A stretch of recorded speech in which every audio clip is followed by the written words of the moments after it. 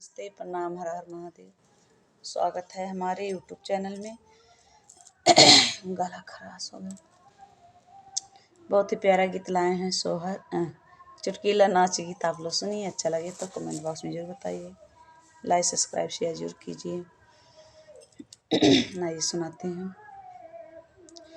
फूलल गुलाब झुराई कैसे, फूलल गुलाब झुराई कैसे, सैया ठाड़ बाया गनावा बोलाई कैसे, सैया ठाड़ बाया गनावा बोलाई कैसे, हे बोलाई कैसे, हो बोलाई कैसे, सैया ठाड़ बाया गनावा बोलाई कैसे, चूड़ी खनकाई बैत ससुर जागी जाई हैं, चूड़ी खनकाई बैत ससुर जागी जाई हैं, माथवा के बिदिया देखाई कैसे, माथवा के बिदिया देखाई कैसे, सैया ठाड़ बाया गनावा बोलाई कैसे,